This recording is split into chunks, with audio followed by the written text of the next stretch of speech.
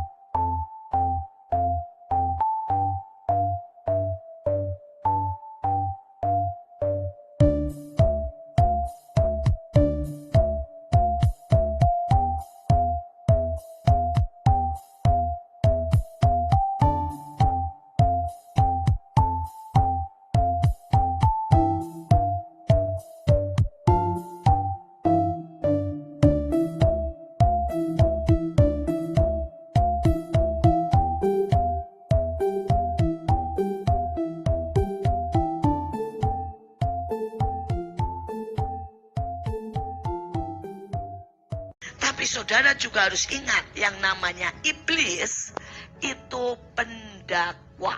Siapa saudara? Nah, pendakwa itu artinya apa? Dia itu melototin saudara semua dan dia lihat, Tuhan, itu tadi malam marah-marah, tolong dihukum. Karena ayatnya berkata kalau kamu marah, kamu sudah berbuat dosa. Ada enggak ayatnya? Ada.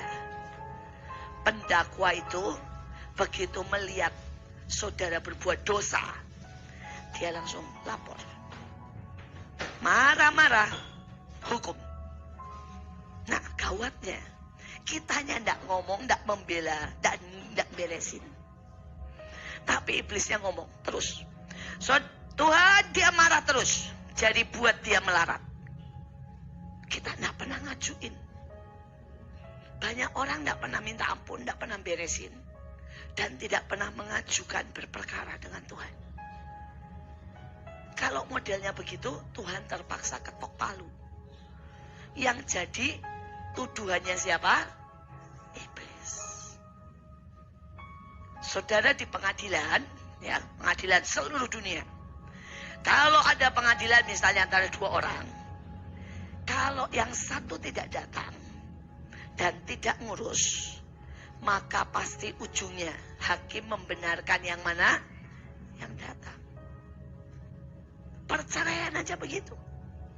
Saudara misalnya ada suaminya ngajuin cerai, istrinya 2 kali tidak datang dan tidak ngutus orang, ketok, beres. Jadi seringkali banyak anak Tuhan tidak sadar. Saudara dendam sama orang.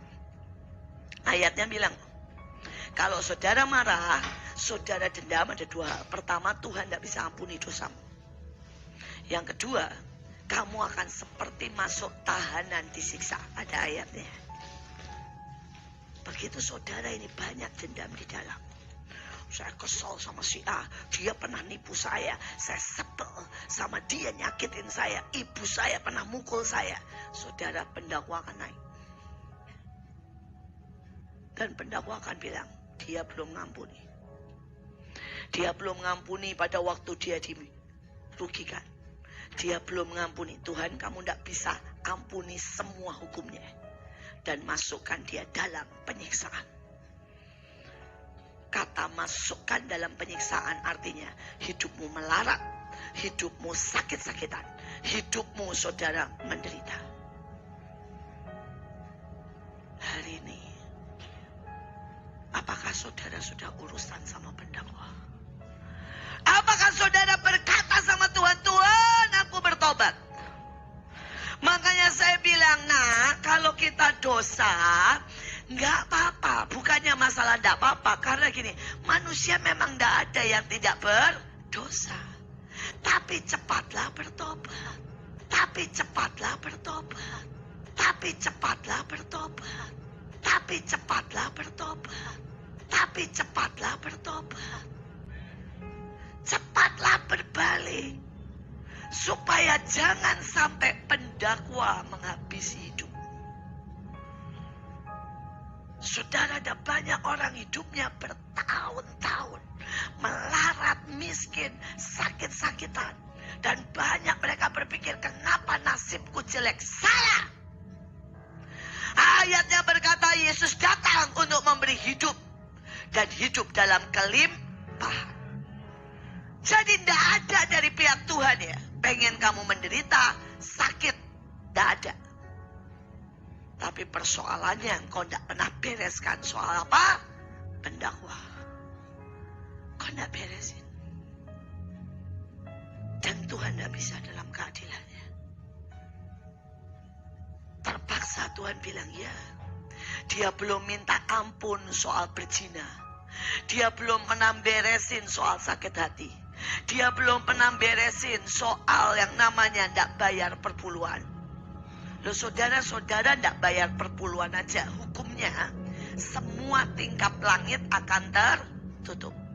Saudara kerja apapun gagal kalau saudara tidak bayar perpuluhan. Dan itu tidak berlaku hanya saudara yang sudah menikah. Saudara anak muda, Saudara, saya bersyukur karena ayah saya mengajari saya membayar perpuluhan. Bahkan pada waktu saya usia 3 tahun. Setiap kali ada berkat, dia bilang bayar perpuluhan. Saudara, kalau saya dikasih mainan banyak, dia bilang ambil 1-2 mainan. Bisa yang lama, kasih orang. Dan banyak orang bahkan tidak pernah bereskan soal itu. Dan dia terus marah. Dia bilang begini, kenapa Tuhan tidak memberkati? Tuhan bilang, aku pengen banget berkati. Tapi kamu tidak pernah bereskan soal pendakwa. Saudara, ini ayat. Saudara, ada ayat begini loh. Saudara, banyak orang itu sama sekali tidak pernah baca Alkitab. Jadi dia tidak pernah ngerti hukum. Semua hukum dan ketetapan itu ada di mana? Alkitab. Saudara, ada ayat gini, kalau engkau menghina ibumu dan berkata kasar kepada ayahmu, maka selama hidupmu akan menderita. Ada ayatnya. Berapa banyak dari kita pernah marah sama orang tua kita dan maki-maki, dan kita tidak pernah minta ampun.